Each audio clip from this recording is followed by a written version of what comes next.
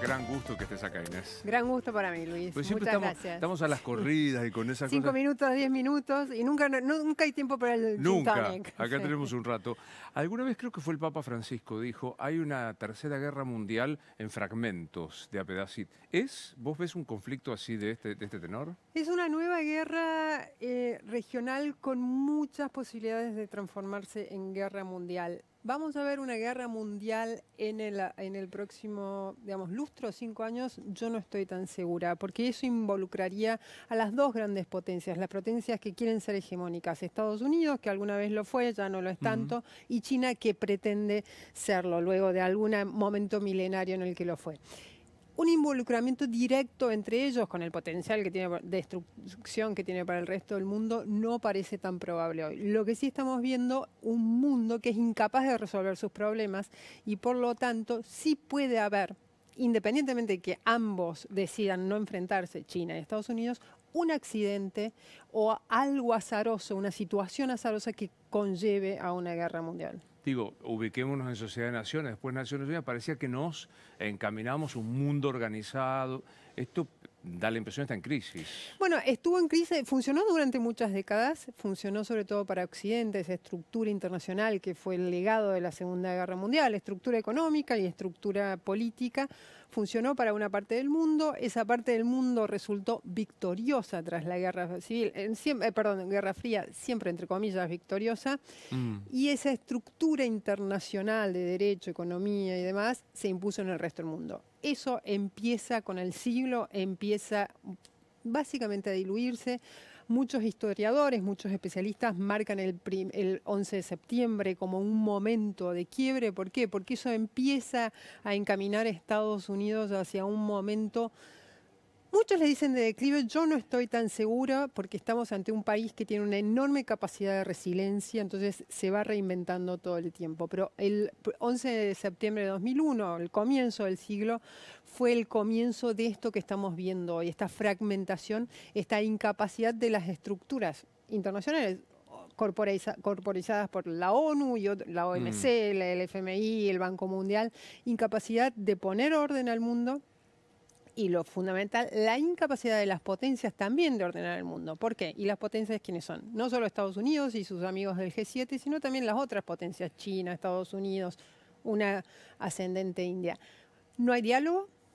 No hay la suficiente influencia, no hay un país con la suficiente influencia para imponer una armonía, y fundamentalmente se perdió también el multilateralismo. Si alguna vez existió, pero hoy verdaderamente no existe, aunque muchos de los bloques estos nuevos, tipo el BRICS u otros que van surgiendo, quieren revivirlo, pero no me da la sensación de que estén bien encaminados. Estamos en un momento de, a ver si me sale, conservadurización, o sea, un momento, el mundo vuelve a correrse más a la derecha. Sí, claramente. Sucede el mundo electoral, ¿no? Porque hoy, digamos, la mitad del mundo, en número de países, la mitad están digamos, son procesos de autocratización, la otra mitad es una democracia por los momentos tambaleante. Entonces, para que me tengo ahí, la mitad del mundo son... En número de países. Según Videm, que es digamos, el informe de calidad democrática más serio que hay en el mundo, hay 91 países democráticos o en proceso de democratización y 88 autocracias o países en proceso de autocratización. ¿Estamos? En números de población, es mucho mayor la población que vive bajo países autocratizantes o autócratas. ¿Por qué? Porque ahí metemos a China y metemos a India. Metemos a otros países de menor calado, como Indonesia, Sudáfrica, que están empezando a mostrar ciertas fisuras en lo que eran prometedoras democracias. Claro, o sea, más de la mitad de los habitantes del mundo viven en autocracia o en proceso no democrático. Exactamente. ¿Y qué sucede? Bueno, vos me preguntabas lo de la derecha. En el mundo democrático hay un proceso de derechización. Pero también es cierto que la historia reciente de este siglo, al menos, muestra que el mundo se va moviendo en ciclos. Hay reacciones. Venimos de un mundo gobernado por la centroizquierda y la izquierda, sobre todo en las dos primeras décadas de este siglo, con digamos, burbujas de algunos países, y ahora estamos claramente encaminados en un proceso proceso de derechización.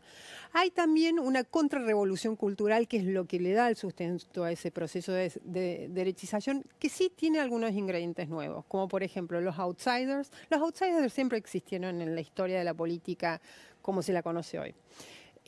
Pero son outsiders que tienen una capacidad de utilizar la tecnología que es absolutamente demoledora y muy novedosa. Entonces, eso le da un ingrediente nuevo.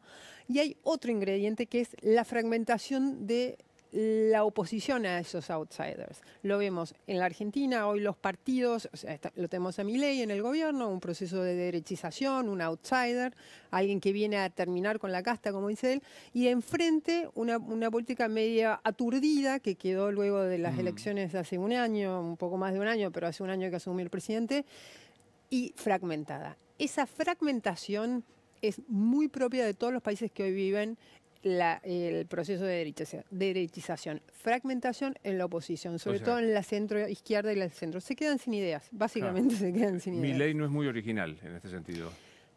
No.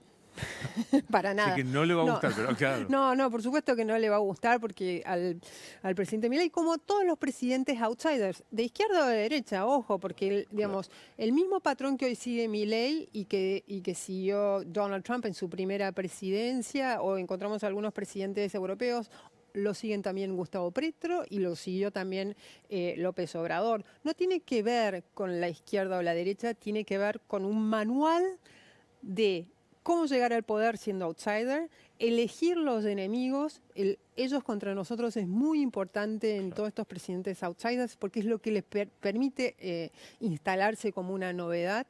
Y lo otro, el proceso de elegir constantemente enemigos. Vamos a ver, lo vemos en este último año de Milei, fue eligiendo nuevos enemigos a los que ya venía antes. En la casta va metiendo a nuevos personajes. Bueno, lo mismo hicieron todos los demás y en los próximos 3 años de Milei, al menos es lo que le queda, si logra la reelección serán más años, vamos a ver que va ingresando en esa casta nuevos personajes. Porque hace falta el insumo enemigo. Ese es el insumo de los outsiders. ¿Por qué? Porque los outsiders llegan con muy poca legitimidad política, porque no tienen la base de los partidos tradicionales. Entonces también ahí metan en los partidos tradicionales. Hay algunos outsiders que eso sí lo tenían. Por ejemplo, López Obrador construyó su base antes de llegar al poder, Morena. Luego la extendió como, digamos, al punto de transformarla en un nuevo PRI, el partido hegemónico de México, que gobernó México, digamos, atravesado por la autocracia, atravesado por la corrupción, atravesado por la violencia durante varias décadas. Te escucho hablar y siempre cito que ahí sentado Durán Barba dijo que el manual del nuevo liderazgo tiene algunos pilares. Se oponen. Por derecha o por izquierda, no importa, se oponen. Sí. Son emocionales. Totalmente emocionales. Apelan mucho a lo personal, que es una experiencia y que se da mucho. Y lo otro que vos estabas diciendo, tienen claro el enemigo. O sea, son estos 4 pilares que aplica por derecha o por izquierda. Yo lo que veo en estos, y no estoy tan de acuerdo con Durán Barba, lo mío es un atrevimiento porque él es una eminencia en comunicación política. Yo no estoy tan de acuerdo que sean ellos, digamos, el voto emocional sea exclusivo de los nuevos líderes. Creo que es algo que traemos desde hace mucho tiempo. De hecho, escuchás los discursos de Churchill, eran netamente emocionales. Y digamos, estamos hablando de hace 70, 80 años. Pero, por ejemplo, Obama llega en 2008 al poder en Estados Unidos con un discurso netamente emocional. Es verdad. Lo que yo sí veo, en la diferencia de los líderes más tradicionales con los nuevos, es que son más, digamos, ellos o nosotros, más excluyentes y menos inclusivos que los líderes tradicionales. Pongamos la diferencia entre Obama y Trump. Yo suelo hablar mucho de Estados Unidos porque es un poco mi especialización. Estudié ahí, hice muchas campañas electorales en Estados Unidos. Entonces, Obama era un presidente que quería meter a todos en su digamos, campo electoral. Quería que todos lo siguieran. Quería un Estados Unidos inclusivo y un Estados Unidos lleno de esperanza y oportunidad para todos. Vos ves el Trump de 2016 y ves sobre todo el Trump de 2024 y es mucho más excluyente. No quiere a los inmigrantes o segunda o tercera generación de inmigrantes, no quiere, digamos, su base electoral es mucho más restrictiva, pese a que haya terminado siendo mucho más diversa, que es un poco lo que sucedió. Yo me pregunto eso y nos lo dirá un poco los estudios del voto que veamos más adelante, si eso no fue un producto del azar, un producto de bronca contra Biden, o verdaderamente que ese discurso de destrucción es muy atractivo para estas nuevas sociedades. Claro. Bueno, ya que estamos, Donald Trump es... un líder muy versátil y verdaderamente muy inteligente para leer e interpretar y sobre todo dar respuestas a los males de esta época. Solo para eso. Como gobernante no resultó ser tan inteligente como dirigente en campaña. Su presidencia entre 2017 y 2021 no deja un buen legado. Él, por supuesto, trata de rescatar permanentemente, y todos sus seguidores, digamos, su legado económico, que él considera que fue verdaderamente el mejor de la historia. Él dice que es el mejor de la historia después de Abraham Lincoln, por supuesto. Y vos ves los números de crecimiento de los presidentes. En Estados Unidos, los presidentes republicanos por lo general van detrás en promedio de crecimiento que los demócratas, a contrario de lo que dice el sentido común. Y Estados Unidos con Biden creció más que con Trump, por ejemplo. Biden, por supuesto, no supo aligerar la carga de la inflación sobre los bolsillos norteamericanos. No quiso, porque se empecinó que lo suyo era una presidencia de números extraordinarios, un poquito bastante similar a Trump. Entonces, eso fue un poco lo que hundió tanto su candidatura como la de Kamala. Pero Trump, como gestor, fue bastante deficiente. De hecho, su gestión de la pandemia fue lo que a él lo hace perder en 2020, no fue la economía. La economía fue un subproducto de eso, pero la gestión de la pandemia fue bastante deficiente de Trump y eso hace que pierda. Y son líderes que no saben también, y esto creo que es una señal de alerta para Milei, cuándo dejar de hacer campaña. Cuándo dejar de ser presidentes para todos aquellos que lo votaron o que le siguen dando una aprobación alta en las encuestas y cuándo empezar a ser presidentes para toda una nación. Yo siento, desde mi ignorancia, siento, y tomo el ejemplo internacional, que Milei alguna cosa se empezó a dar cuenta. Sigue quejándose contra el socio, pero firma el acuerdo en Mercosur. Sí. O sea, hay como un doble, la tribuna Totalmente. Y la práctica. Vemos un Milei, digamos, en las últimas semanas, ¿no? Lo que hemos visto en la política exterior de Milei son, digamos, muchos capítulos diferentes en apenas un año. Entonces, eso primero no es bueno porque hacia afuera nos están mirando, lo poquito que nos están mirando. Una cosa es que miren a Milei y, digamos, todas estas extravagancias que él tiene al presentarse como un líder global, el segundo más, supuestamente según él, el segundo más importante del mundo. Sí, me pregunto qué dirá Olaf Scholz o Emmanuel Macron, que, digamos, están en un montón de problemas, pero siguen siendo un poquito más importantes que Milei. Lo que el mundo al mirar a Milei ve desequilibrios, inestabilidad en su relación con el mundo. No ve el Milei que nos estamos viendo vos y yo ahora, un Milei que en su discurso, en su retórica respecto del mundo es muy de barricada, y una barricada que a veces suena un poquito vieja, con naftalina, pero en la acción es más pragmático. No. Ven un Milei que empezó siendo más o menos pragmático, después tuvo un periodo muy corto, pero fue cuando la Cancillería de Mondino estaba siendo intervenida por las fuerzas del cielo, que eso empezó con un discurso mucho más... ahí alineó el discurso de barricada, contra la Agenda 2030, contra, digamos, los derechos humanos, todo, sí, metieron todo en la misma bolsa. Entonces... eso lo alineó con la práctica y ahora estamos con la Cancillería de Werten, que es mucho más pragmática. Está clarísimo que Werten tiene bien claro cuál es el rumbo pragmático de la Argentina, pero también tenemos la retórica del presidente. Entonces, hacia afuera. Y no son solo los gobiernos, Luis, son los inversores, son digamos, la gente que quiere venir a elegir la Argentina como un destino tanto de inversiones como de comercio, como para vivir, bueno, ¿qué ven? ¿A qué de esas cosas tiene que prestarle atención? Y lo otro que ven es una Argentina que sistemáticamente ha incumplido con su palabra, al menos en los últimos 20, 30 años.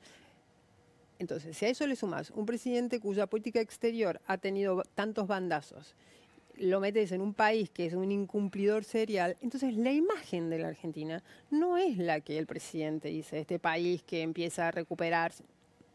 Esa es la imagen que él quiere que vean. Y probablemente algunos inversores se enamoren, flasheen con eso. Pero en el fondo están todavía escépticos. Y por eso también es que todavía no vemos una inversión, Luis.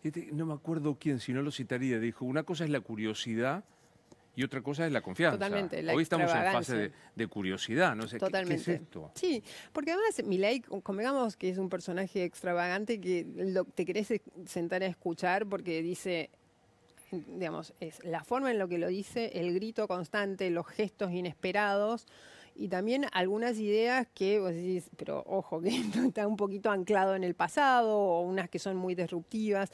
También esta cuestión de plantarse él como el segundo político más importante del mundo, digamos, es la curiosidad y es la risa también. Entonces, eso sí genera curiosidad hacia afuera. Interés, cierto, eso es otra cosa. Y a mí estos bandazos me dan un poquito de inquietud respecto de cómo la Argentina puede ser percibida hacia afuera. Ahora vuelvo a esto, pero quería preguntarte, hacer una comparación. En lo doméstico, que es lo que a mí más me gusta ver, o lo que un poco más de experiencia tengo, el tren fantasma lo ayuda un montón a Milei. Digo, ayer veo la mesa de Cristina, Massa, Totalmente. Máximo, que yo digo, Milei hace esto. En la política exterior del kirchnerismo, ¿hay un tren fantasma que lo favorece a Milei? Sí, claro. Bueno, el del kirchnerismo y sobre todo en la última, la de Alberto Fernández, Luis. Esa fue una política exterior llena de pasos en falso. O sea, yo no puedo dejar de mencionar a un Alberto Fernández que 4 o 5 días, no me acuerdo si fue 4 o 5 días, poner que haya sido 10 días antes de que Rusia invadiera... fue a principios de febrero de 2022 y Rusia invadió Ucrania el 24 de febrero. A principios de febrero de 2022, Alberto Fernández, con esa virtud académica que a él le encantaba tener, se sentó en el Kremlin frente a Putin y le dijo, queremos que la Argentina sea la puerta de entrada de Rusia en América Latina. Te juro por Dios que yo me acuerdo de haber escuchado eso y lo tenía cerca en la redacción a Jorge Ilioti y me agarraba la cabeza y le decía, no sabe lo que está haciendo este señor. Es como por varias razones. Primero porque la ideología ahí ves que atraviesa todo y lo atraviesa de una forma sin sentido. O sea, vacía cualquier otra cosa, vacía la política exterior, vacía los intereses nacionales. O sea, hoy una Argentina que tiene prácticamente 50% de pobreza, está claro cuál es el interés nacional, salir de la pobreza. Y eso tiene que regular la relación de la Argentina con el resto del mundo. La ideología por encima de los intereses nacionales. La falta de conocimiento del mundo, y ese es otro tema para mí de los presidentes en la Argentina. No conocen el mundo. No es que conozcan los valores de Occidente, Milei probablemente conoce muy bien los valores de Occidente. No conocen cómo se maneja la política en cada uno de los países con los que se relaciona. No conocen muy bien los fenómenos que hoy atraviesan el mundo. Entonces, ahí tenés otro déficit del cual padecía enormemente Fernández. La ideología, la falta de conocimiento del mundo y la falta de oportunidad, por Dios. Claro. Y lo otro, y esto tiene que ver con la incapacidad de conocer el mundo, le ofrece a Putin ser puerta de entrada a la Argentina a América Latina, y ya lo era Venezuela y lo era desde hacía 20 años, un país con el cual supuestamente la Argentina de Fernández y el kirchnerismo tenía mucha relación. Entonces, es solo un ejemplo durante los 4 años de Fernández y los años que antecedieron de que el kirchnerismo con Néstor y con Cristina, de cómo nos fuimos para otro lado. Y sobre todo el lado ideológico. Lo que pasa es que ahora estamos haciendo lo mismo. Si dejamos que prevalezca la retórica ideologizada, nos van a ver de la misma forma. Es que el problema, me parece, también es la ausencia de esto, como decías, de conocimiento y profesionalismo en el ejercicio de las relaciones exteriores, ¿no? Sí, ahí también es cómo se ve a Cancillería y cuánto Cancillería ha sabido, digamos, hacer el delivery para la Argentina, ¿no? ¿Qué quiere decir hacer el delivery? Y traer negocios, traer relaciones robustas, digamos, ese nivel técnico de Cancillería ha venido con muchísimos problemas. Los tuvo durante el kirchnerismo, los sigue teniendo ahora. Vemos en la Cancillería lo que, o sea, desde las investigaciones muy macartistas con las que empezaban a plantearse hace un mes y medio hace más o menos, y después los desplazamientos de diplomáticos de carrera. No sucede ahora, también sucedió en el kirchnerismo. Entonces ahí le estás vaciando un poco Cancillería en su función esencial, que es de gestionar la relación técnica y profesional de la Argentina con el resto del mundo. Lo otro es, por ahí también tenemos diplomáticos que tampoco están a la altura. Hay una, digamos, la decadencia de la Argentina no es solo de su clase política, Luis. La decadencia de la Argentina, y si vos lo ves mucho en los indicadores con el resto, no del mundo, de la región. Que la región siempre, la Argentina estuvo por encima con los indicadores, pero ahora estamos bien retrasados en todo tipo, los indicadores esenciales. La decadencia también es en nuestra diplomacia. La decadencia es en los medios. La decadencia es en el desarrollo tecnológico, en el capital humano, en la educación. Vamos, no es solo la clase política que ha caído en un basural en el cual nos regodeamos criticando. Es la expresión de un país que está en decadencia, la clase política. Vuelvo un poco al tema de Estados Unidos. ¿Qué significa Alex Oxenford como embajador en los Estados Unidos? Está clarísimo, digamos, primero responde a algo que se hace mucho en Estados Unidos, que es enviar empresarios cercanos al gobierno de turno a puestos esenciales. ¿Por qué? Porque ahí tenés un alineamiento político y además tenés un alineamiento con los objetivos esenciales de ese país. Digamos, en el caso de la Argentina es básicamente alinear los objetivos políticos del presidente Milei con los objetivos económicos, que es conseguir inversiones. En ese sentido me parece perfecto. Y en ese sentido, esta voluntad del presidente y del gobierno y su gobierno de desarrollar la economía del conocimiento es verdaderamente admirable. Pero el desarrollo de la economía del conocimiento, Luis, necesita capital humano. Una Argentina con el 50% de pobres, con un 60% aproximadamente, y me estoy tal vez quedando corta, de jóvenes y adolescentes viviendo en condiciones de pobreza, con el 13,8% de los alumnos del secundario terminan en tiempo y forma el secundario según números de CIPEC. Entonces, con ese escenario, ¿cómo vas a desarrollar la economía del conocimiento que necesita una expertise gigantesca si no tenés capital humano?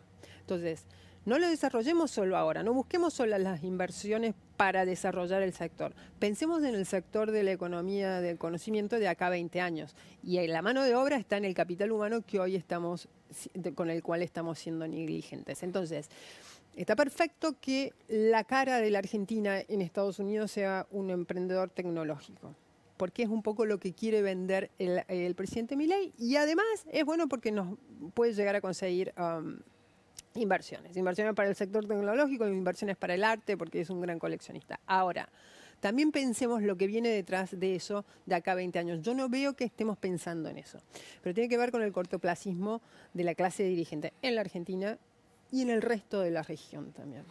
¿Cuánto influye, basado en tu experiencia, cuánto influye la buena onda entre los presidentes, ¿no? O sea, esta cosa de Meloni y Milei, Trump, ¿cuánto influye o no? Mira, es una pregunta que no sé si tengo una respuesta muy certera, y es una pregunta que yo se lo vivo haciendo a cualquier persona, cualquiera de mis fuentes, diplomáticos, funcionarios, empresarios, especialistas, y ninguno me da una respuesta consensuada. ¿Influye en qué? Los grandes lineamientos de las relaciones entre países que son socios estratégicos son sentados por los presidentes, por el diálogo entre presidentes. Lo vimos en la Argentina del amanecer democrático y en el Brasil del amanecer democrático, la relación entre Alfonsín y Sarney. Ellos básicamente sentaron las bases de lo que fue un Mercosur. Un Mercosur que en los primeros 10 años estaba lleno de promesas e incluso lleno de realizaciones fácticas. Después se fue diluyendo. Ahí fue absolutamente necesaria esa relación, esa confianza. No tienen que ser amigos, tienen que tener diálogos, son dos cosas diferentes. Claro. El otro día un diplomático muy importante me decía, no hace falta que dos presidentes se quieran. Tenía razón, pero por él lo que estaba tratando de decir es de subestimar la falta de diálogo entre el presidente Milei y otro presidente de la región, Lula. Pero claro, si vos no tenés dos presidentes que se hablen como Milei y Lula, y antes que él, Alberto y Bolsonaro. Bueno, ahí tenés ya una falta de diálogo en el último nivel que hace que las relaciones se vayan diluyendo. Eso impacta en la economía probable o en el volumen comercial. Bueno, ahí es donde las versiones empiezan a diferir. Algunos dicen que sí, otros dicen que no. Pero la relación entre dos socios estratégicos como Brasil y la Argentina no es solo comercial. Es una relación a futuro y en presente que es estratégica en todos los sentidos. Las fronteras, la seguridad, el intercambio de inteligencia. Claro. La relación entre Brasil y Argentina hoy no lo vemos porque ya lleva varias décadas, pero fue esencial, fue un ejemplo para el resto del mundo. ¿En qué? En la desnuclearización. Y esa desnuclearización se realizó en parte por la relación entre los presidentes, que, digamos, tomaron el compromiso, la decisión y el compromiso en el tête-à-tête de decir, con esto llegamos, vamos a darle un ejemplo al mundo, fundamentalmente, digamos, desarmándonos. No era que ambos tuviésemos la bomba, pero estábamos en caminos de investigación nuclear y ese era el objetivo. Entonces, eso fue un ejemplo. Ahí tenés un ejemplo de cuánto la relación es mucho más que el intercambio comercial. Dicho esto, el intercambio comercial entre la Argentina y Brasil es bajísimo. Claro. Entonces, la Argentina, por ejemplo, comercia con el mundo lo que Brasil comercia con China solamente en un año. Ese es un poquito, e incluso es menor el volumen comercial de la Argentina con todo el mundo que el de Brasil con China en un año. Eso te da la pauta de cómo Brasil y la Argentina han empezado a diversificar sus caminos o a diferenciarse y cómo habían empezado, en lugar de ser países complementarios, a ser países que compitan. Claro. ¿Te llevas la cuenta cuántos presidentes, jefes de Estado conociste? No, ya no. Ya no, ni ¿no? de países ni de jefes de Estado. Y así, al azar, te digo... Obama. Ni me dejas terminar. No sabía dónde. ¿Por qué Obama? Y Merkel, por sobre todo Merkel. ¿Por qué los dos? Bueno, un poco lo que hablábamos al principio. Las sociedades del siglo XXI son súper complejas, Luis, lo vemos. O sea, hoy vos y yo siempre hablamos de los problemas del mundo, sobre todo en términos de geopolítica, o en términos de cambio climático, o en términos de geoeconomía. Pero los problemas de las sociedades de la Argentina no es solo la inflación, la pobreza, hay un montón de problemas que nos dejó la pandemia, hay un montón de problemas que arrastramos de la crisis de 2001. Vamos, son súper complejas las sociedades. Entonces, yo creo que lo que hoy necesita el mundo son líderes que traten de que esas sociedades convivan lo más armoniosamente posible para digamos, tratar de solucionar la enorme cantidad de desafíos que tienen. Y Obama era uno, Merkel era otro. Yo no veo que Milei, Trump, Bolsonaro, López Obrador, Gustavo Petro sean así, todo lo contrario, son divisivos, van a dividir ¿para qué? Para solucionar sus problemas personales, no los problemas de un país. Por eso ¿Estuviste mano a mano con los dos, con Merkel y con Obama? No, entrevisté ninguno. Sí estuve cerca, muy cerca. A Obama lo seguí mucho en campaña, pero no en mano a mano. Ahora estoy leyendo el libro de Merkel.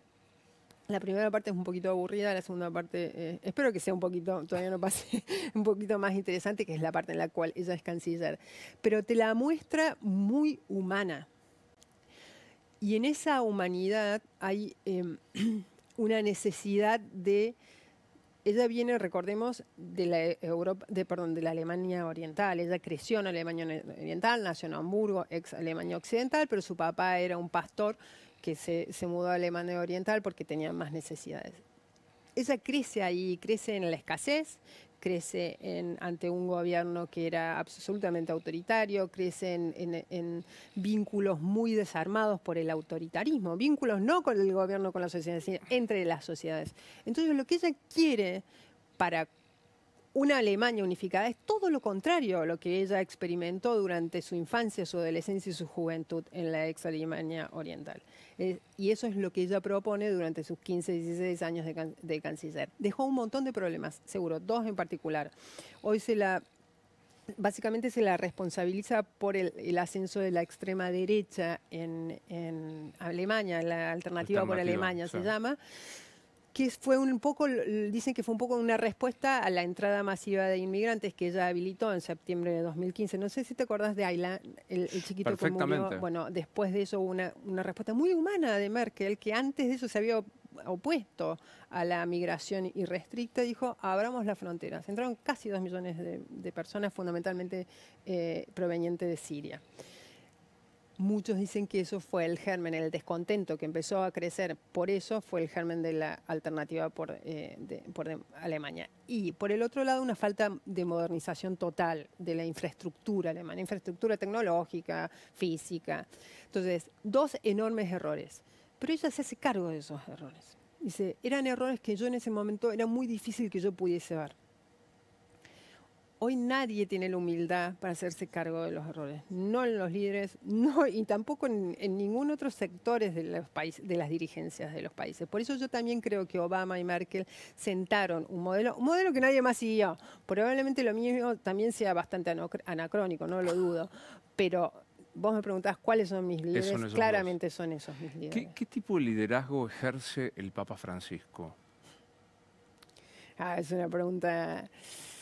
Mirá, uno es el Papa Francisco que ve el resto del mundo y otro es el que vemos nosotros. Claro. Nosotros lo vemos en clave argentina y él nos ve a nosotros en clave argentina. Eso es probablemente su gran déficit como líder mundial. Y algo que probablemente le vaya a quedar cuando todos empecemos a hacer la revisión de su papado, cuando él si renuncia, cuando muera, va a quedar eso, su falta de relación con su país. Ahora, el resto del mundo lo ve como un líder positivo, muy positivo.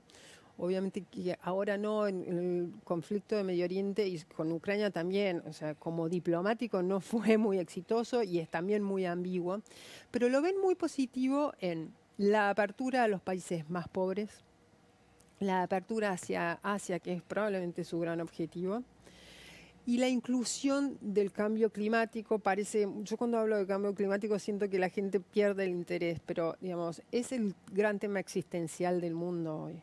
Es el mundo que le vamos a dejar, yo no tengo hijos, pero a mis sobrinos, y vos también, a tu hija, a tus sobrinos, no sé si tenés sobrinos, pero es el mundo, digamos, y él mete eso en el corazón de la iglesia. Entonces creo que entiendo que el mundo lo vea como un líder positivo y entiendo que la Argentina lo vea como un líder negativo. Entonces es un multifacético y muchas de esas caras no son buenas. Bueno, las contradicciones humanas, ¿no? O sea, Claro, pero él debería ser infalible, ¿no?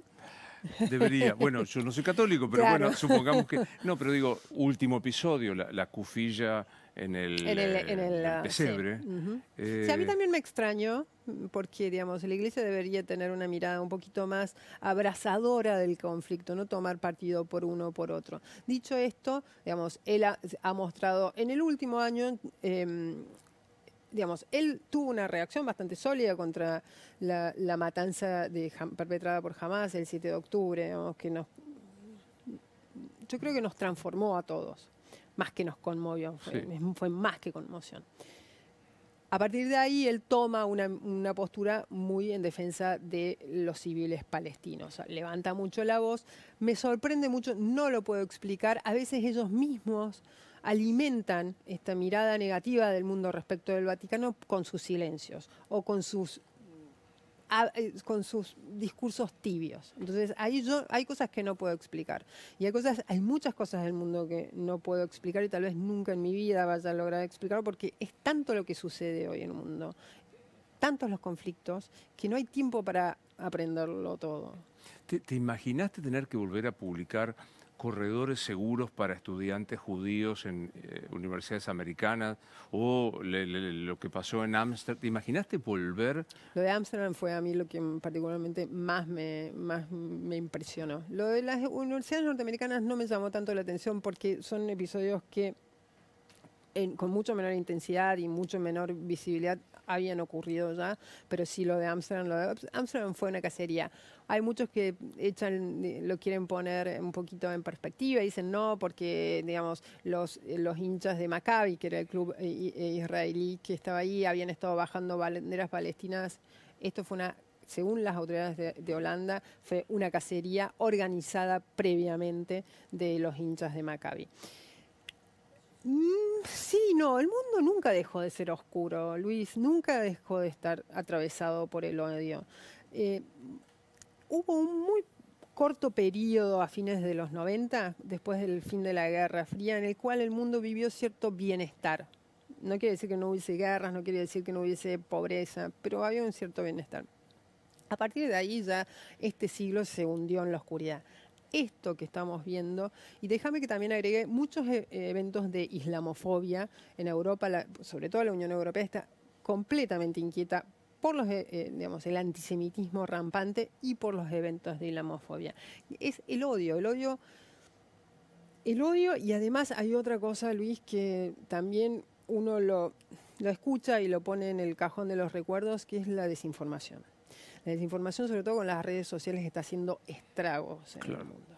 Y eso a mí creo que es uno de los fenómenos con el cambio climático, que además va a exacerbar, por supuesto, la inteligencia artificial, o está exacerbando la inteligencia artificial, que más va a modificar el mundo. Un ejemplo, hace una semana aproximadamente cancelaron una elección presidencial en Rumania por la campaña de desinformación lanzada por Rusia. Era la segunda vuelta que debía tener lugar el domingo pasado y la cancelaron. Wow. Ese es el nivel de desinformación. Entonces, digamos, el odio. Y a eso le agregás las corrientes propias de esta época, como la desinformación, la polarización. El odio existió siempre, la polarización a este nivel no tanto, nos lleva a fenómenos de una violencia extrema, interna y entre los países. Que quizás sea frívola, pero no creo tanto. ¿Qué visión tenés de Máxima como mujer en la política internacional? Yo no creo que haya preguntas frívolas, tampoco creo que haya preguntas tontas. En la política internacional, no creo que tenga mucho impacto en la política internacional, sinceramente. Sí la veo como una, digamos, sí creo que ella rescata en cierta forma a las realezas de Europa hoy, que están tan subsumidas en los escándalos. A ella la veo, tuvieron sus escándalos, ¿no? Ella y Guillermo Alejandro tuvieron varios escándalos, sobre todo relativos a sus gastos y digamos... Viajes en pandemia. Exacto, fundamentalmente. Pero la veo como alguien que trata de rescatar la figura de un monarca, una figura con la cual yo, no, digamos, a mí me parecen retrógradas, arcaicos estas figuras, pero y responder a su pueblo y también responder a las necesidades del mundo. Ella está muy identificada con las microfinanzas, digamos, con la asistencia financiera de los sectores más vulnerables de la economía global. Eso creo que es una de las pocas figuras de las casas reales europeas, que son las casas reales hoy más empoderadas, que hace eso. Y en ese sentido creo que es muy saludable para Holanda, en comparación, Países Bajos, en comparación con el resto de Europa, donde verdaderamente, digamos, es un escándalo tras otro. Lo vemos en Gran Bretaña, lo vemos en España, sí, exacto, en Noruega, con el hijo de Mette Marí, la reina, en España ni hablar. Digamos, no están haciendo quedar muy bien a las casas reales sus integrantes. ¿Por qué sos periodista? Yo quería ser corresponsal de guerra, que no lo fui al final. Cuando era chiquita, yo quería hacer dos cosas. Quería ser Anna Wintour, la directora de Vogue, o corresponsal de guerra, porque sentía que en las guerras se manifestaban como las condiciones más extremas del ser humano. Y me acuerdo que en ese momento yo vivía en Europa y mi tutora en el cole me dijo, bueno, mi cuñada es directora de Vogue Alemania, ¿por qué no hablas con ella? Entonces le escribí. No me dio mucha pelota, pero me respondió. Y me dijo, mira, cualquiera de las dos opciones tenés que estudiar periodismo. Y acá estoy. Y acá estás. Como 40 años después, acá estoy. Pero hagamos un pequeño recorrido. Nacida en Córdoba. Nací en un pueblo de Córdoba que se llama La Carlota. Sí, claro. A 300 kilómetros de Córdoba. Vivimos allí hasta que yo tenía aproximadamente 7 años. Y ahí nos fuimos a Córdoba. Mis papás, o sea, toda la vida de mi familia transcurrió siempre en Córdoba, nosotros allí en La Carlota. Para mí fue una experiencia increíble. Tuvimos digamos, mi papá estuvo desaparecido, se lo llevaron del pueblo en Córdoba, en La Carlota, para nosotros eso fue bastante traumático. Entonces ahí ya mi vida en el pueblo empezó a no ser tan romántica. Y a los 7 nos fuimos a Córdoba y yo a los 16 me fui a vivir a Europa sola. Pero pará, ¿tu viejo estuvo desaparecido en la época del proceso? Sí. Se lo llevaron de casa en octubre del 76. Me parece que fue el 5 de octubre, no me acuerdo. Y bueno, y a partir de ahí mi mamá esa noche nos dijo, bueno, papá por ahí no vuelve más. Sí, pero igual volvió mi papá un tiempo después, un tiempo muy largo después. Eh, Me cuesta un poco hablar de esto. Me imagino. Y volvió vivo y volvió bien. O sea, que fue algo que no le pasó a la mayoría de las personas en la Argentina que sufrimos todo lo que sucedió durante esos años.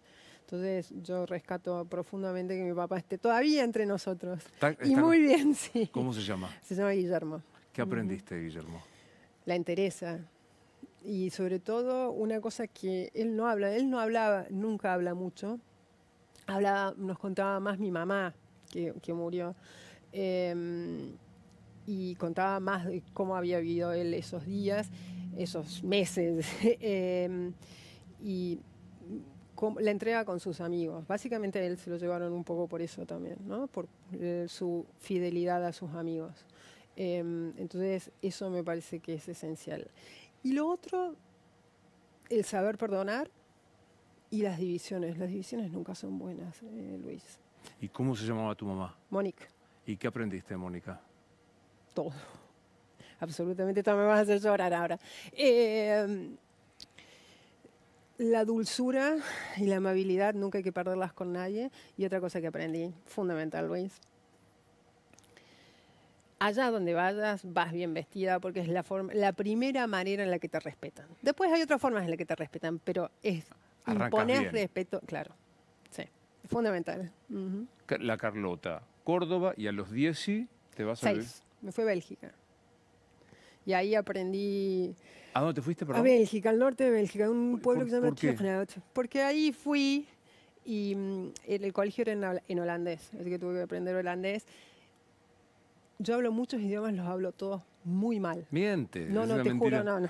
¿Porque hablas cuántos? 7 idiomas. No, vos sos como mi abuelo, él es exagerado. Yo hablo 6 idiomas. Ah, perdón, fue un error. Pero la precisión es muy importante. El periodismo pierde la credibilidad por la falta de precisión. ¿Hablas holandés? Hablo holandés, francés, inglés, italiano, portugués un poquito y entiendo mucho el alemán porque es muy parecido al holandés. Ahí está. Bueno, castellano. Me falta alguno. Y el nuestro. Y el cordobés, por supuesto. Claro, y el cordobés. Cordobés nunca lo voy a perder, sí. Norte de Bélgica. Bueno, ahí tenés, hablando de divisiones, dos cosas en el norte de Bélgica, el frío y la lluvia. Y un país partido al medio. Se habla en la mitad el holandés y la mitad el francés. Y la verdad que no se llevan bien. Y es un país al que le cuesta mucho avanzar. Es un país que estuvo durante, digamos, no me acuerdo que fue en 2017, 2018 aproximadamente, 531 días sin gobierno, porque no se lograban poner de acuerdo. Y ahí tenés un poco, digamos, las divisiones son de todo tipo hoy.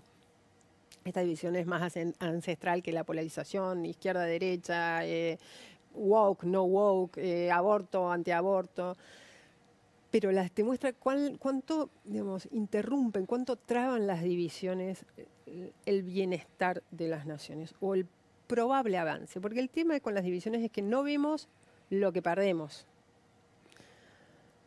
Vemos el poquito avance, pero no vemos lo que perdemos. El otro día hablaba con Bernabé Malacalza, que es un especialista en relaciones internacionales, y le preguntaba precisamente esto que vos me preguntaste. ¿Cuánto pierden los países si los presidentes se llevan mal? Y me decía, vos mirás, Brasil y Argentina es la historia de lo que podría haber sido. Y lo que podría haber sido tal vez no tengamos noción, no lo podamos bajar a la realidad lo que podría haber sido. Pero hay mucho de lo que nos estamos perdiendo. Bueno, ahí tenés, las divisiones entre los países es mucho de lo que perdés. Claro. Lo vemos acá, lo vemos en el Congreso, Luis. O sea, podríamos titular La grieta es garantía de no avance.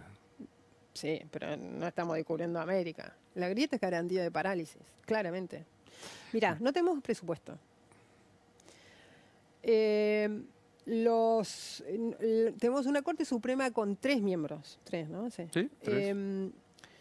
Cada negociación política en el Congreso no solo es un trauma, sino es un enorme, digamos, ocasión de oscuridad donde la transparencia desaparece y no sabes qué sucede en las oficinas del Congreso. Entonces, ahí tenés la grieta también. O sea, cuando 2, 3, 4 facciones políticas son incapaces de ponerse de acuerdo. Tenés el resultado directo. ¿Cómo vamos a tener hoy seguir gobernando, más allá de todo lo que implica políticamente, con un presupuesto que era de hace 2 años? O sea, la Argentina cambió en 2 años. Las necesidades, las demandas de los argentinos son completamente diferentes. Y además estamos planteando una Argentina que queremos que renazca, que rebote económicamente. Entonces, más todavía las necesidades son diferentes. Espera que no me quiero quedar. ¿Qué dijeron Mónica y Guillermo cuando te fuiste a Bélgica? Uy, bueno, mi mamá vivió en Bélgica, así que estaba contenta que fuese a Bélgica.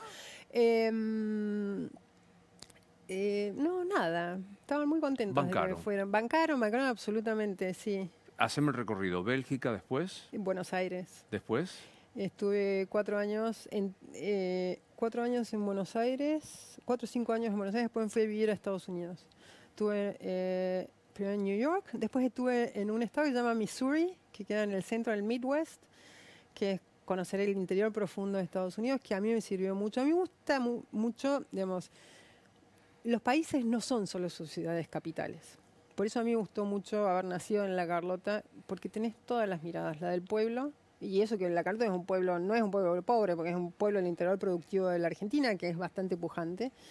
La ciudad de Córdoba, una ciudad intermedia, pese a los que cordobeses creen que es la capital del mundo, y la ciudad de Buenos Aires. Lo mismo me pasó en Bélgica y lo mismo me pasó en Estados Unidos. Pude hacer esa transición del interior profundo a las costas o a las ciudades más pobladas. Y ves los países en su esencia. Yo creo que para nosotros periodistas es muy importante ver los países en su esencia, sobre todo los que nos dedicamos a la política internacional, porque, digamos, cada vez más la política internacional, siempre lo estuvo, pero cada vez más está atravesada por las necesidades domésticas de sus dirigentes. Y las necesidades domésticas de sus dirigentes no son las necesidades de las capitales. Digamos, desentrañar política y electoralmente una capital es muy fácil. Por lo general las grandes ciudades son progresistas. Más progresivas. El mapa, el rompecabezas está adentro. Y claro, hacer esa transición de los pueblos pequeños a las ciudades más grandes es, digamos, un enorme proceso de aprendizaje, al menos para mí como periodista. Inés, ¿quién sos? Yo soy una deportista frustrada y una matemática también frustrada, pero sobre todo deportista frustrada. Me hubiese encantado ser deportista olímpica. El talento nunca me acompañó, lamentablemente, pero bueno, sigo haciendo deporte toda mi vida. Bueno, le robé, cito siempre el copyright, a James Lipton, el que hacía el Actor Studio, los reportajes, el final, que a su vez se lo robó a Pivot, que a su vez se lo robó a Proust, que a su vez es un robo en cadena, así que supongo que no seré penado. ¿Cuál es tu palabra favorita?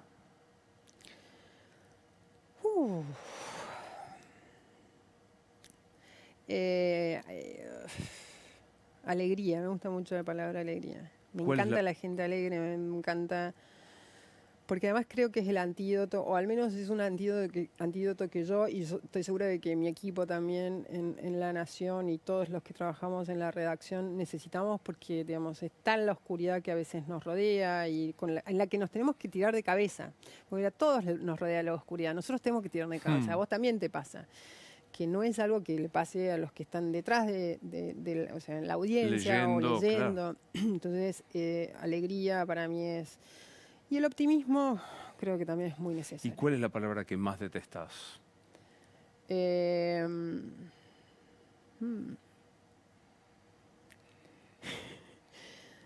Odio algunas interjecciones como a ver,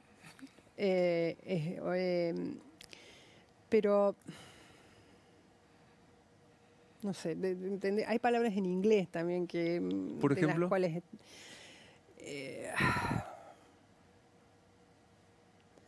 me mataste con la pregunta.